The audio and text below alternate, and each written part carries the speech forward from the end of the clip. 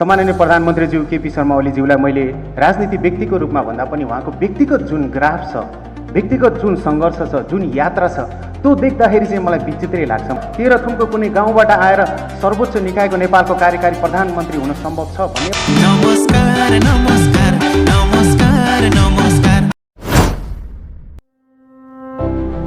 Controversy controversy controversy उफ, मानिल्याउँ कि controversy भन्ने चिज प्रकाश सपुतको आफ्नै अर्को पहिचान हो। बरु कुनै मान्छेलाई त्यसको आफ्नो छायाले छोडेर भाग्ला, बट सपुतलाई कन्ट्रोभर्सीले ज्यान जाला छोड्दैन। सपुतलाई कन्ट्रोभर्सीले के भन्छ थाहा छ? गाइजहरू, केही दिन अगाडि एउटा कार्यक्रममा प्रकाश सपुतलाई बोलाइएको थियो, जुन कार्यक्रममा केपी शर्मा ओली पनि सहभागी भएका थिए। उक्त कार्यक्रममा त्यहाँका सबै व्यक्तित्वहरूले ओलीको राजनीतिक विषयलाई लिएर आफ्ना आफ्ना मन्तव्य पनि दिए। त्यसपछि अगाडि 2-4 शब्द राख्ने पालो आयो हाम्रा कन्ट्रोभर्सी दाजी प्रकाश सपुत। नमस्कार नमस्कार नमस्कार नमस्कार। उहाँले प्याच्च माइक पाउँदा बित्तिकै ओलीको चोलीको तुना लगाउन खोज्दा जनताद्वारा उनको चोली खोल्ने काम भयो। मतलब सबै उनका भुपु प्रशंसकहरू मैदानमा दुश्मन बनेर उनको तारिफ गर्न उत्रिए। हेरौँ केही क्लिप्स। हुन त कसैको प्रशंसा गर्न नराम्रो काम होइन, तर त्यो भन्दैमा केपी शर्मा ओलीको प्रशंसा त गर्ने होइन नि यार। सारा जनताले केपी चोर देश छोड, केपी चोर देश छोड भन्दै आइरहेको बेलामा प्रकाश सपुतले चाहिँ के कुरामा राम्रो देखेछ कुन्नी?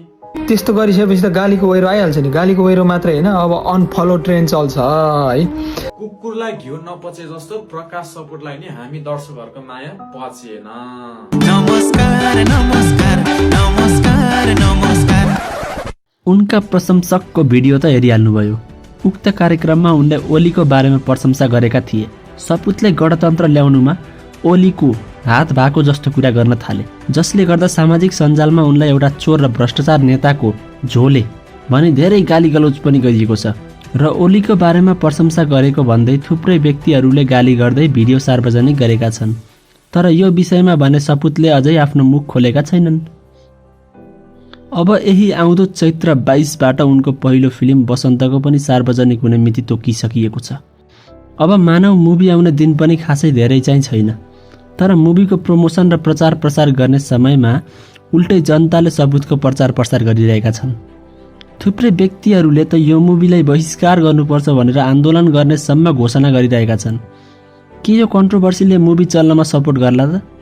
के सपुत त्यो कार्यक्रममा जानी जानी यो सब कन्ट्रोभर्सीमा पर्ने प्लान आफै रचेका हुन् त? के सपुतको यो कन्ट्रोभर्सीको समयमा उनको बसन्त मुभी फ्लप होला त? के अब सपुतको करियर सिधै डाउन हो त? यी सबै प्रश्न मेरो मनमा एक आपसमा लडिरहेका छन्। तर मलाई थाहा छ मेरो मात्रै नभएर हजुरहरूको मनमा पनि यी सबै प्रश्न सेवर उठिरहेका छन्। टेन्सन नलिनुस्, सबैलाई आफ्नो आफ्नो धारणा व्यक्त गर्न मैले मेरो भिडियोको कमेन्ट बक्स वाङ्गै अर्थात् खुल्लै छोडिदिएको छु। गएर ग्याज टाइप हानौँ र आफ्नो मनको कुरा कमेन्टमा पोखेर च्यानललाई सब्सक्राइब, भिडियोलाई लिके र सेयर पनि गरौँ। Tata bye bye, hope to see you in the next video. Bye guys.